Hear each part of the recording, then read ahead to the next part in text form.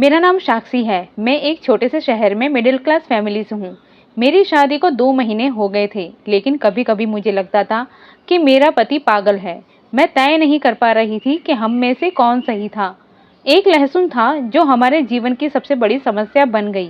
किसी ने सोचा भी नहीं था कि एक छोटा-सा लहसुन ने मेरे जीवन मुश्किल कर दिया था। हर दिन मेरे पति नई तरह का लहसुन घर लाता था और उसे हीरे या आभूषण की तरह संभाल कर रखता है। पागलों की तरह वह हर 10 मिनट में वापस आता है और अपने लहसुन को जांचता है कि कहीं वह खराब तो नहीं हो गई है या कहीं चोरी तो नहीं हो गई है, और कभी-कभी वह लहसुन पर कुछ गिर तो नहीं जाता है। लहसुन वह एक लॉकर में लेकर आया क्योंकि वह अक्सर इसकी देखभाल करता था, क्योंकि लहसुन खराब हो जाता था। कभी इसे सूटकेस में सुरक्षित रूप से रखना, कभी इसे रसोई में आटे के डिब्बे में छिपाना। मैं आखिरकार पागल हो गई। इस लहसुन में ऐसा क्या था? मेरे पति इसके लिए पागल हो रहे थे और उन्होंने शादी के बाद इसका बहुत ख्याल रखा। जब मैं नई दुल्हन बनी तो मेरे पति के हाथ में वही लहसुन था और वह मुझसे बात करने के बाद अपना लहसुन लेकर बाथरूम में चले गए और मेरे पति को गए लगभग 2 घंटे हो गए थे। लंबे समय तक मैं अपने पति का इंतजार करती रही क्योंकि मैं दुल्हन बनकर बहुत थक गई थी। इसीलिए मैं देखती रही और आखिरकार मैं अपने पति को कितने समय तक राह देख सकती हूँ। मुझे वह नहीं पता था कि मेरे पति कब बाथरूम से बाहर आएंगे। उसका भी मुझे ध्यान नहीं रहा। जब सुबह मैंने अपनी आंख खोली तब मैंने अपने पति को बेड पर देखा। मैं आश्चर्य में थी कि क्या उसने सारी रात बाथरूम में बिताई। मैं बहुत परेशान हो गई और मैंने देखा कि वो बाथरूम से बाहर आया और उसके हाथ में वही थैली थी जिसके अंदर लहसुन था। मेरे पति लंबे समय तक उस लहसुन के साथ बाथरूम में बंद रहते और बाथरूम आने के बाद कहते कि सारी कमी पूरी हो गई है, और मैं शर्मसार हो रही थी। वह दिन था और आज का दिन है जब मेरे विवाह को लगभग 4 महीने हो गए थे और मैं एक लड़के के साथ ब्याह कर आई थी जिसकी कहानी आज तक समाप्त नहीं हो पाई थी। वह बार बार बाथरूम जाता था और बाथरूम में जाते समय, बाथरूम से बाहर आते समय लहसुन की थैली उसके हाथ में ही रहती थी। बाथरूम में लगातार पानी गिरता रहता था। मैं बहुत ही अजीब मुश्किल में फंस गई थी। मैं मेरी समस्या किसी को भी नहीं बता सकती थी। सच जानने के लिए मैंने एक रात बाथरूम की खिड़की से झांक कर देखा, तब मेरे पैरों तले से जमीन निकल गई थी। मेरे पति को ये सब करते देखकर मैं हैरान हो गई थी। मेरी माता पिता मुझे बहुत प्यार करते थे क्योंकि मैं उनकी सबसे प्यारी औलाद थी। मेरे सभी भाई बहनों में से मैं सबसे छोटी थी, इसीलिए मेरे माता पिता और मेरे बड़े भाई बहनों से मुझे बहुत प्यार मिला था। मेरे माता पिता ने कहा था कि मैं बचपन में बहुत बीमार रहती थी और मेरे माता पिता हमेशा मेरे लिए प्रार्थना करते थे। बचपन में मुझे बहुत परेशानियों का सामना करना पड़ा था। मेरे माता पिता ने मुझे लेकर अस्पताल के चक्कर काटे थे, इसीलिए मेरे घर के सभी मुझे बहुत प्यार करते थे। मेरे माता पिता भगवान से प्रार्थना की और मेरे जीवन की भीख मांगी, परंतु मेरे माता पिता को खबर नहीं थी कि उन्हें उनके जीवन से हाथ धोना पड़ेगा। उनकी सबसे प्रिय और सबसे छोटी बेटी उनके पीछे अनाथ हो जाएगी। मेरा परिवार में मेरी माता पिता और मेरी 2 बहनें थीं। हम तीनों बहनों को संभालने के लिए कोई आगे आया नहीं था। आखिर में हमें नानी ने संभाला था, पर नानी भी इतनी बूढ़ी हो गई थी कि वह भी हमें छोड़कर चली गई थी। फिर हमें मामा मामी ने पाला था। मामी हमारे साथ दूसरों जैसा व्यवहार करती थी, पर जब हम बड़े हुए तब जैसे तैसे मेरी दोनों बहनों की शादी उन्होंने कर दी। फिर मैं ही बची थी। मेरे माता पिता के बिना मेरी दुनिया अकेली हो गई थी। मामी मेरा ज्यादा ख्याल नहीं रखती थी, लेकिन वह मुझसे घर का सारा काम करवाती थी। मामी मुझे पहनने को अपनी लड़कियों के पुराने कपड़े दे दिया करती थी। मैं रात का बचा हुआ खाना खा लेती थी। अगर दिन में खाना बच जाता था तो वह मुझे रात को खाने को मिल जाया करता था। मेरा बचपन उन्हीं के ताने सुनते सुनते ही बीता था। बदले में सारा दिन नौकरानियों की तरह मामी मुझसे घर का सारा काम करवाती थी। मैं कोशिश करती थी कि मेरी वजह से मामा मामी को कोई तकलीफ ना हो सके। मैं तो कभी कभी मामी के पैर भी दबा दिया करती थी ताकि उनको मुझे खुशी मिले। मामी का कहना था कि हमारे पास इतने पैसे नहीं कि हम तुझे पढ़ा सके, इसीलिए मामी ने पहले से ही मेरी पढ़ाई बंद करवा रखी थी। हालांकि मामी की दोनों लड़कियां पढ़ने जाती थी। मामी की लड़कियां मुझसे बड़ी थीं। जैसे जैसे वक्त बीतता गया मैं 19 साल की हो गई। मामी की लड़कियों के लिए बहुत रिश्ते आया करते थे क्योंकि मैं ज़्यादा खूबसूरत थी, इसीलिए मामी की लड़कियों के लिए जो रिश्ते आते थे वो मुझे पसंद करके चले जाते थे। इसीलिए मामी कहती थी कि पहले मेरी शादी हो जाए। जल्दबाजी में उन्होंने मेरे लिए एक लड़का पसंद कर लिया था। हालांकि मुझे नहीं बताया गया था, क्योंकि मामी चाहती थी कि मेरी शादी जल्दबाजी में कर लें, क्योंकि उनकी लड़कियों की शादी मेरी वजह से नहीं हो पा रही थी। वह चाहती थी कि पहले मेरी शादी हो, फिर वह अपनी लड़कियों की शादी करना चाहती थी, ताकि उनके आगे का रास्ता साफ हो सके। विदाई के समय पर मामी ने मुझसे कह दिया था कि अब तुझे मायके आने की जरूरत नहीं है, अब तेरी शादी हो गई है, अब तू अपना घर बार संभालना। मेरे पास इतने पैसे नहीं हैं, इसीलिए कोई भी तकलीफ हो, दुख हो, वह अपने ससुराल में ही सहन करना पड़ेगा। तुझे कोई भी तकलीफ हो, चुपचाप सहन कर लेना। डिवोर्स लेने का दिखावा करके मेरे घर आने की जरूरत नहीं है। और मामी के ऐसे बोल थे। उनकी इस तरह की बातों ने मुझे बहुत ही प्रभावित कर दिया था। इस तरह की मैं परेशान हो गई थी। मुझे नहीं पता था कि मामी मुझसे ऐसी बातें क्यों कर रही हैं। आखिर इस बात के पीछे राज क्या था, क्योंकि मामी ने मुझे रिश्ते के बारे में कुछ भी नहीं बताया था कि लड़का कैसा है, क्या करता है, बल्कि यह शादी बहुत जल्दबाजी में की थी। मेरी विदाई का समय आ गया था। मेरी विदाई हुई भी नहीं थी कि मामी को मेरे तलाक की बात करनी पड़ी। मुझे ये बात समझ नहीं आई थी, आखिर उन्होंने ऐसी बातें क्यों की थी। मेरे ससुराल में सारे सदस्य अच्छे थे। मेरे मन में अजीबोगरीब सवाल उठने लगे थे। ये सवाल के बारे में मैं सोचती हुई मेरे मामा के घर से विदा हो गई। ससुराल में मेरी पहली रात थी। नई नवेली दुल्हन बनकर कमरे में बैठी हुई थी, तभी मेरे पति मेरे साथ वक्त बिताने के बजाय सारी रात बाथरूम में बिताते हैं। मेरे पति ने सारी रात बाथरूम में बिताई थी।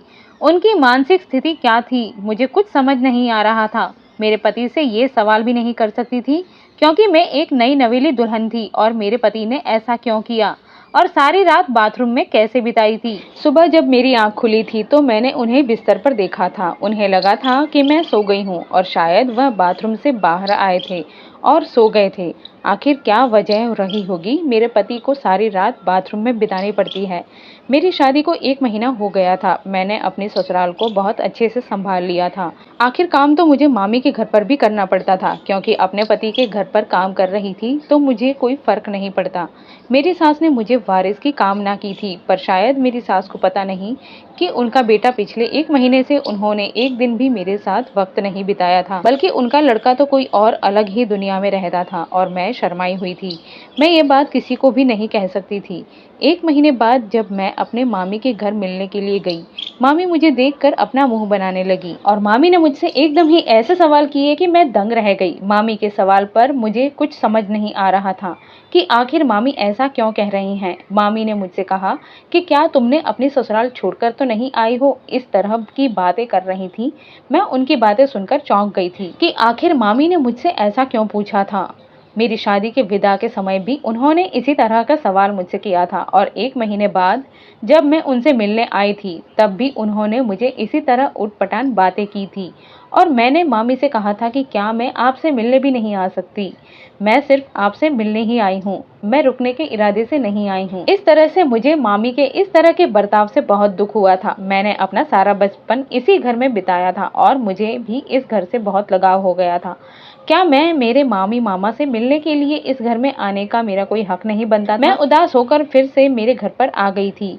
यहाँ मैंने देखा कि मेरे पति एक थैली लेकर आते हैं। उस थैली में मैंने उनको लहसुन ले जाते हुए बाथरूम की ओर जाते हुए देखा था, पर मैं अपने पति को रोक नहीं सकी थी कि वे ये क्या, बाथरूम में जाकर भला लहसुन का क्या काम हो सकता था, लहसुन से उन्हें भला क्या लगाव हो सकता था। कभी कभी मुझे लगता था कि मैं चुपचाप सब कुछ सहन कर सकती हूँ, मेरे गुस्से को काबू में रखूं और मेरे नसीब में जो कुछ भी लिखा हुआ था उसे समझने की और मेरे किस्मत में जो लिखा हुआ था वह जानने की कोशिश करती थी। फिर मुझे याद आया कि मुझे चुप रहना क्यों चाहिए और मुझे मेरे पति का सारा सच दुनिया के सामने लाना ही चाहिए। लेकिन मैं ये काम सिर्फ सपने में ही कर सकती थी, क्योंकि वास्तविकता में मेरे लिए ये काम करना बहुत मुश्किल था। और अब मैंने अपने आप को इस घर के कामकाज में व्यस्त रखना शुरू कर दिया था और हो सके इतना मैं अपने आप को समझाने की कोशिश करती रहती थी। अब मेरा ध्यान मेरे पति के परिवार के कपड़े धोने, खाना बनाना और घर की सफाई पर ध्यान देना था। मैं मेरी मामी के घर पर भी नौकरानी थी और ससुराल में आने के बाद भी मैं नौकरानी का ही जीवन गुजार रही थी। फिर मैंने सोचा कि मैं कब तक इस तरह की जीवन गुजारती रहूंगी, मुझे मेरे पति से बात करनी ही पड़ेगी। और जब मेरे पति दिन भर काम करके फिर घर पर आए तब मैंने सोचा कि मैं अपने पति से इस बारे में बात करूं। मैंने जैसे ही उनसे बात करना शुरू किया, ऐसे ही मेरी बात सुनकर वो चौंक गए थे। उन्होंने तुरंत कहा कि नहीं, ऐसा कुछ भी नहीं है, ये बिल्कुल हो हो नहीं सकता। इतना कहकर वो कमरे से बाहर निकल गए थे और मैं सर पकड़कर बैठ गई थी, क्योंकि मुझे मेरे पति पर पहले से ही शक था और मैं इस बारे में पूरी तरह से संतुष्ट थी और मुझे इस बारे में पूरा सच जानना था कि क्या मेरे पति नामर्द है, क्या वह सिर्फ लहसुन का एक बहाना बनाते हैं। और जैसे ही रात होती है ऐसे ही मेरे पति बाथरूम में चले जाते थे और मेरे सोने का इंतजार करते थे। जब तक मैं सो जाती थी तब वह बाथरूम से निकलते थे और फिर ऐसा नहीं है तो फिर ऐसा कोई इंसान नहीं है जो अपनी शादी की पहली रात इस तरह का व्यवहार करता हो। नई नवीली दुल्हन को बिना छुए कैसे रह सकता है? कोई भी नॉर्मल इंसान अपनी नई नवीली दुल्हन को मिले बिना, उसको छुए बिना कैसे रह सकता है? मैंने सोचा कि मुझे अपने पति का ये रहस्य सबके सामने लाना ही पड़ेगा और सच जानने के बाद मैं चुप बिल्कुल नहीं रहने वाली थी और ये सच सबके सामने लाना ही वाली थी। एक रात मैंने ऐसा ही किया। मैंने सोने का नाटक किया था और मैं सोने का नाटक करूंगी। और जब मेरे पति रात को जो करते थे, आज मैं अपने पति को रंगे हाथों पकड़ लेने वाली थी। आज मैंने अपने पति से कहा था कि मुझे बहुत नींद आ रही है और मेरी तबीयत अच्छी नहीं है, मेरा सर दर्द कर रहा है, इसलिए वह मुझे जगाने की कोशिश ना करे। यह सुनकर मेरे पति के चेहरे पर एक मुस्कान आ गई थी, जैसे वह यही चाहता हो, मेरे सोने का ही इंतजार कर रहे थे। मेरे पति ने मुझसे कहा था कि जो तुम्हारी तबीयत अच्छी नहीं तो फिर तुम्हें जल्दी सो जाना चाहिए, मैं तुम्हें जरा भी परेशान नहीं करूंगा। उन्होंने कमरे की लाइट बंद कर दी और कमरे से बाहर निकल गए और उन्होंने सच कहा था।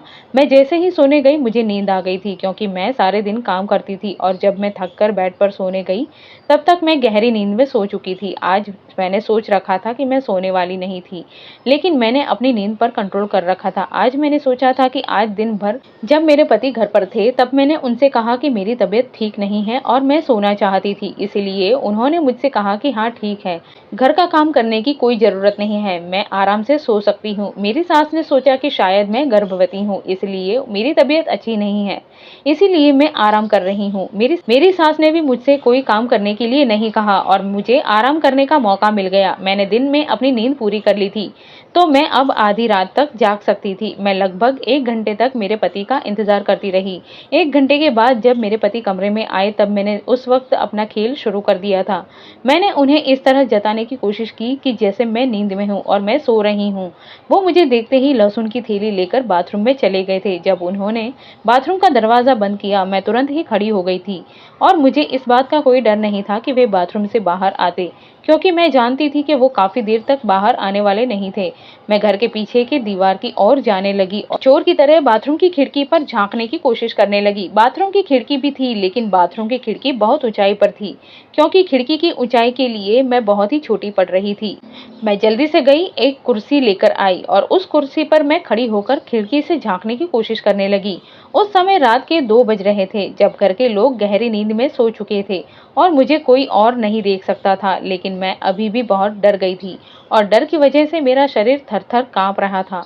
मैं जैसे ही बाथरूम की खिड़की से झांकने लगी, मैंने देखा कि आखिर मेरे पति इतनी देर तक बाथरूम में क्या कर रहे थे। मुझे पहले तो कुछ नजर नहीं आ रहा था और मेरी आंखों के सामने अंधेरा छाने लगा था। मुझे लगा था कि मैं अपने आप को कुर्सी से गिरने से बचा पा रही हूँ। मेरे पति को इस तरह से करते हुए देखकर मैं बहुत ही मुश्किल से अपने आप पर कंट्रोल कर पाई थी और मैं कमरे में वापस आ गई थी। तुरंत ही मेरी आंखों में आंसू आ गए थे। मैं अपनी आंखों पर यकीन नहीं कर पा रही थी। मुझे अपनी किस्मत पर रोना आ रहा था, क्योंकि आज मैंने अपनी आंखों से मेरे पति की सच्चाई को देखा था। अब मैं अच्छी तरह से समझ गई थी कि मेरे पति आज तक मेरे पास क्यों नहीं आए थे। उन्होंने कभी मुझे छुआ तक नहीं था। उसका यही एक कारण था, इसी वजह से मेरे पति मुझसे दूर रहते थे। इसी बात की सच्चाई तो मुझे पता चल गई थी कि मेरे मामा मामी मेरे पति की वास्तविकता को अच्छे से जानते थे, तभी तो उन्होंने मेरे साथ ऐसी बातें की थी। तभी उन्होंने सोच समझकर मुझे इस नर्क में डाल दिया था। नहीं तो आखिरकार मेरे लिए कोई भी संबंधों की कमी नहीं थी। मैं बहुत ही खूबसूरत थी, जिस वजह से लोग मुझे देखते ही पसंद कर लेते थे। मेरी मामी को सिर्फ एक ही डर था, तो सिर्फ उनकी लड़कियों से ज्यादा खूबसूरत थी और उनकी लड़कियों से ज्यादा रिश्ता अच्छा न मिले, इसलिए मेरी शादी मेरे मामा मामी ने इस इंसान से कर दी थी। मैं अपनी मामी को जीवन में कभी माफ नहीं करूंगी और उनकी मौत के बाद भी उन्हें भगवान को जवाब देना पड़ेगा। और मुझे पता चला था कि मेरे सास और मेरे ससुराल वाले मेरे पति के इस करतूत से अनजान थे। इसी वजह से मेरे ससुराल के सारे सदस्य अपने जीवन में व्यस्त थे। किसी के पास किसी के जीवन में झांकने का या फिर वह इंसान क्या कर रहा है ये जानने का समय नहीं था। एक कारण था कि आज तक मेरे पति पर किसी ने नज़र नहीं डाली थी। ऐसे इंसान की मुझसे शादी करवाकर मेरा जीवन बर्बाद कर दिया था। बहुत से माता-पिता चाहते हैं कि उनके बच्चों की शादी के बाद उनकी सभी ज़िम्मेदारियों से मुक्त हो जाते हैं। वह हर परिस्थिति को जाने बिना ही अपनी लड़की की शादी एक ऐसे इंसान से कर देते हैं कि उनका लड़का शादी के लायक है भी या नहीं। एक लड़की के अरमानों को एक ऐसे लड़के के साथ बांध उस मासूम लड़की का जीवन बर्बाद कर देते हैं, और जो लड़का अपनी खराब प्रतिष्ठा के कारण अपनी समस्या के बारे में किसी को कुछ बताता नहीं, और वह एक नामर्द है और वह शादी करने में असमर्थ है। इसी कर्म के चलते आज मेरे जैसी कितनी निर्दोष लड़कियां दर दर की ठोकरें खाती हैं और ऐसे इंसान के नसीब में होती हैं, और ऐसी लड़कियों को सारी जिंदगी चुपचाप सहन करना पड़ता है। मैं तो उस तरह की लड़की नहीं थी। मैं बिल्कुल चुप रहने वाली नहीं थी। मौन रहकर मुझे कोई अवार्ड मिलने वाला नहीं था। हकीकत में मेरे ससुराल वालों ने मुझे सारी जिंदगी बांझ होने का ताना मारता रहा, और मैं बहुत कुछ सोच समझकर आगे बढ़ रही थी। और अब समस्या ये थी कि अब मैं क्या करूं और कहां जाऊं। मेरे पास मुंह छुपाने के लिए कोई दूसरी जगह भी नहीं थी, और दूसरी तरफ मामा के घर में मामी ने भी मुझे अपने घर आने के लिए सख्त मना कर दिया था। इसीलिए मैंने सोच लिया था कि अब मैं चुप नहीं रहूंगी। मैंने बहुत कुछ सहन किया हुआ था, अब सहन करने जैसा कुछ बाकी नहीं था। मेरे पीछे कोई नहीं था, इसका मतलब ये नहीं कि मेरे पति मेरे साथ इस तरह का धोखा करे। और अब मैं अपने पति को बाथरूम से बाहर निकलने का इंतजार कर रही थी। काफी देर के बाद जब मेरे पति बाथरूम से बाहर आए, तब मुझे जागते हुए देखकर वह चौंक गए थे। मैंने गुस्से से मेरे पति का गला पकड़ के खूब चिल्लाकर उनसे कहा कि आखिर तुमने मेरे साथ ऐसा क्यों किया? तुमने मुझसे सारा सच क्यों छुपाया? वह इस तरह से अनजान था कि जैसे उसे कुछ पता ही नहीं। मुझे उसे मार डालने का मन हुआ, क्योंकि वह नहीं जानता था कि मेरे सामने जिस तरह का दिखावा कर रहा था, मैं उससे अच्छी तरह से समझ गई थी। वह मेरे सामने खुद को निर्दोष साबित करने का प्रयत्न कर रहा था, लेकिन वह निर्दोष नहीं था। वो बहुत ही चालाक इंसान था, और वो मेरे साथ जिस चालाकी से रहता था, मैं बिल्कुल समझ सकती थी कि वो कोई तो कारण है, कोई तो वजह है कि जिस वजह से वो आज तक मेरे पास नहीं आया था, और शायद यही कारण था कि वह नामर्द था। पर मेरे पति मुझसे ये बात बताने में बहुत डर रहा था कि शायद उसका अपमान हो जाएगा, शायद लोग उसका मजाक उड़ाएंगे। इसीलिए उसे लगा शादी करके उसका सारा दोष अपनी पत्नी पर डालने का सोचा था। मैंने मन में बार बार तरह तरह के ख्याल आ रहे थे। अब मेरे शादी को 3 महीने हो गए थे, और 3 महीने से मैं लगातार डिप्रेशन में थी। आज मैंने अपने पति को गला पकड़कर सवाल कर रही थी। वह सिर्फ देखे ही जा रहा था।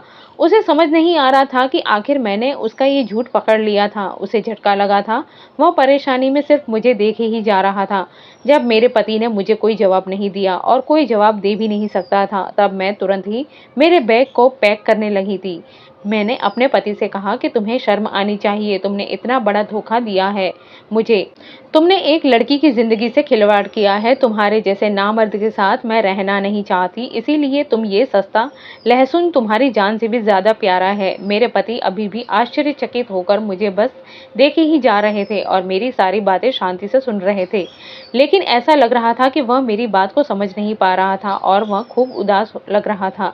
मैं उसके बारे में यह सब जान गई हूँ। मेरे पति को मैंने परेशानी में देखा था। मैंने अपनी सारी पैकिंग करने के बाद में दरवाजे की तरफ बढ़ी थी और घर से बाहर निकल गई थी। परिवार के सभी सदस्य सो रहे थे, और मैं अभी तक घर के मेन गेट तक पहुंच गई थी। तब तक मेरे पति मेरे पीछे दौड़ते हुए आए, जबरदस्ती मेरा हाथ पकड़ लिया और मुझे कमरे के अंदर खींचकर ले गया। मैंने आवाज करने की कोशिश की थी, लेकिन उसने मेरे मुंह पर दबाकर हाथ रख दिया था, जिस वजह से मेरी आवाज बंद हो गई थी, और वह बार बार मुझसे आवाज न करने का इशारा कर रहा था, मुझे शांत रहने को कह रहा था। वो कमरे तक ले आया और बेड पर बैठाने के बाद कमरे के दरवाजे को अंदर से लॉक कर दिया। मुझे मेरे पति पर इतना गुस्सा आ रहा था कि मैं दरवाजे की तरफ जा रही थी, फिर भी वह मुझे बार बार पकड़कर बेड पर फेंके जा रहा था और कहने लगा कि ये क्या नाटक है। मैं क्या कहूँ, मुझे कुछ समझ नहीं आ रही।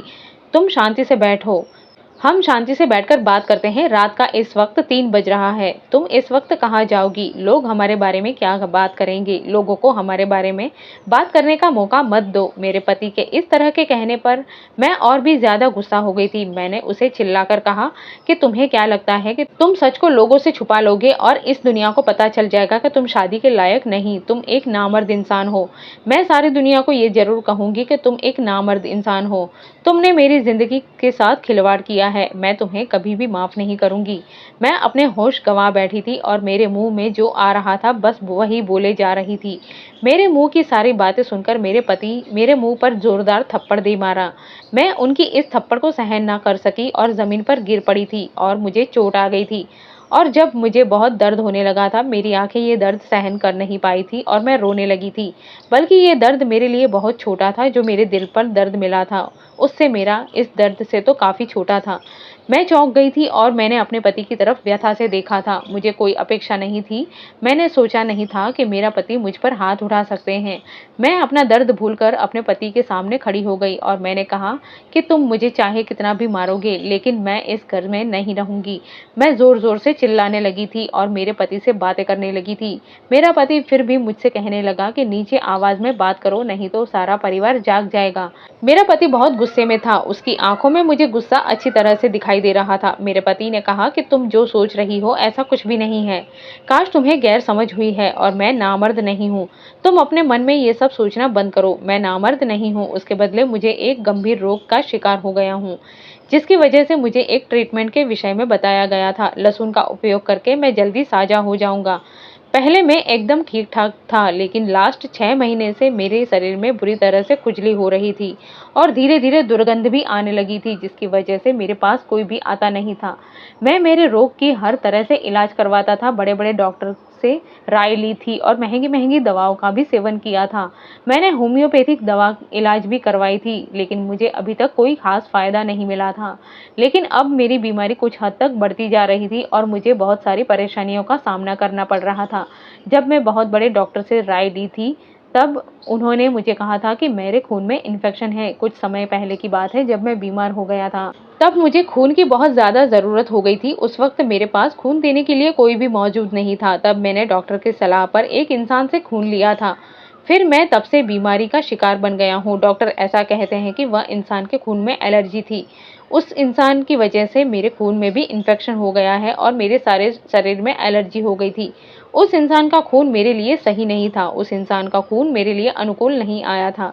तब से मेरी हालत ये हो गई है। इसीलिए मुझे डॉक्टर ने कहा है कि अगर तुम किसी के पास जाओगे तो तुम्हारी बीमारी किसी दूसरे में फैल सकती है। इसीलिए मैं तुम्हारे नज़दीक नहीं आ रहा था। लेकिन समस्या फिर सिर्फ इस बात की नहीं थी, मैं दूसरी समस्या से भी जूझ रहा था। अगर मैं तुम्हारे पास आता तो हम दोनों को रोग हो सकता था। जो मुझे है वह तुम्हें भी हो सकता था।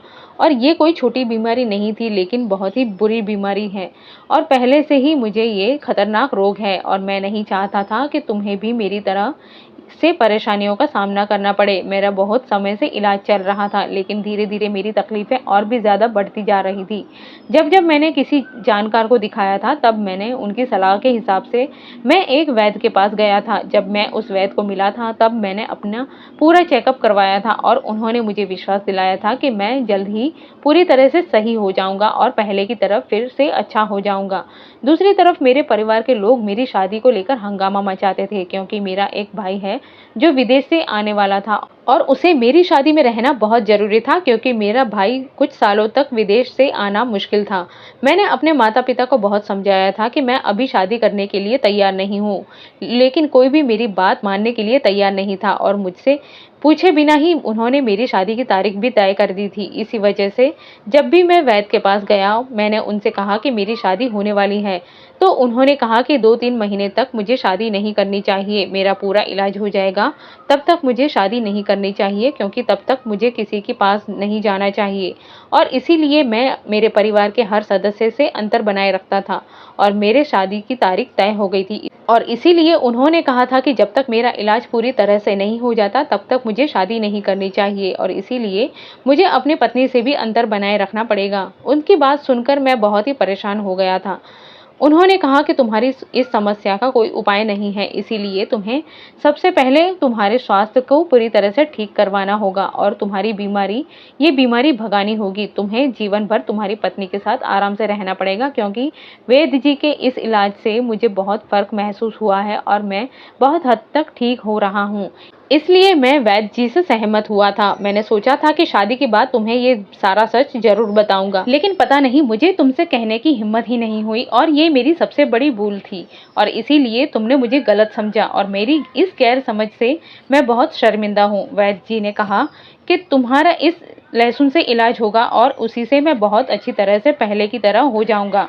और आज तक मैं तुम्हारे पास बैठकर तुम्हारे साथ बातें करने की भी कोशिश नहीं की थी और रोज मैं लहसुन लाता था और रोज नई लहसुन से इलाज करता था। इसीलिए मैं पागलों की तरह लहसुन का ख्याल रखता था जिससे मैं जल्दी सही हो सकूं और एक नॉर्मल इंसान की तरह जी सकूं। मैं भी तुम्हारे साथ समय बिताने के लिए बहुत ही बेचैन हूँ। मेरी तकलीफ से बाहर मुझे कुछ दिखाई नहीं दे रहा था, पर मेरे अंदर की तकलीफ की वजह से मैं बेचैन हो गया था। मुझे माफ कर दो, मैं तुमसे माफी मांगता हूँ। मैंने तुम्हारे ऊपर हाथ उठाया और इतने दिन तक मेरा ये सच तुमसे छुपाया। मेरे पति की बात मानने के बाद मेरे पति की आंखों में लगातार आंसू बहे जा रहे थे और उनका चेहरा मुझे स्पष्ट दिखाई दे रहा था। मैंने अपने पति से कहा, अगर तुमने मुझे इस बारे में पहले बताया होता तो मैं पिछले 3 महीने से इतनी परेशान नहीं होती। मेरे मन में तरह तरह के विचार आने लगे थे। मेरे अलावा दूसरा कोई होता तो शायद उसे भी इस विषय में ऐसे ही विचार आए होते और तुम्हारे कुछ कामों की वजह से मुझे ऐसा लगने लगा था कि शायद तुमने मेरे साथ धोखा किया है और अब मैं तुमसे माफ़ी मांगती हूँ। मैंने तुम्हारे साथ बहुत ही बुरे बर्ताव किए हैं। मैं बहुत ही शर्मिंदा हूँ और मैंने अपने पति से माफ़ी मांगी और उन्हें विश्वास दिलाया कि मैं हमेशा तुम्हारा साथ निभाऊंगी और जब तक तुम पूरी तरह से ठीक ना हो जाओ तब तक मैं तुम्हारा पूरा देखभाल करूंगी। और वह दिन था और आज का दिन है। हम दोनों एक दूसरे के साथ बहुत खुश हैं। भगवान की कृपा से हम दोनों पति पत्नी बहुत खुश हैं। भगवान की कृपा से धीरे धीरे मेरे पति का वो रोग भी चला गया और मेरे पति एकदम ठीक हो गए थे और अब हम दोनों पति पत्नी एक दूसरे के साथ बहुत खुश हैं और सुखी जीवन व्यतीत कर रहे हैं। कभी कभी हम बहुत छोटी छोटी गलतफहमी की वजह से घर बर्बाद कर देते हैं। अपने जीवन साथी को अच्छी तरह से समझने का प्रयास करना चाहिए, पर हम सिर्फ खुद के ही बारे में सोचते हैं। हमें खबर नहीं होती कि सामने वाले व्यक्ति के दिल में क्या क्या है और कौन सी समस्याओं का सामना कर रहा है। अगर हम कोई समस्या समझ सकते हैं तो उन्हें समर्थन दे सकते हैं और उन्हें सफल बना सकते हैं, समस्याओं की जड़ से मिटा सकते हैं। मैं भगवान से प्रार्थना करती हूँ कि भगवान हमारे विचारों को और हमें समझने की शक्ति दे। मेरे पास अब 3 साल की बेटी है। मुझे लगता है कि मेरे जीवन की समस्या दूर हो गई है क्योंकि मेरे पति एक अच्छे पति हैं। कभी कभी मैं अपने नसीब पर विश्वास नहीं कर सकती थी कि ये वही इंसान है जिस पर मैंने पहले अनजाने में आरोप लगाए थे और उन पर शक किया था। अब मैं अपने पूरे परिवार के साथ बहुत खुश हूँ। कहानी कैसी लगी हमें कमेंट में ज़रूर बताएं। अपनी राय हमें कमेंट में ज़रूर दें। आप चाहें तो हमें सुपर थैंक्स भी दे सकते हैं। वीडियो को लाइक और चैनल को सब्सक्राइब करें। धन्यवाद।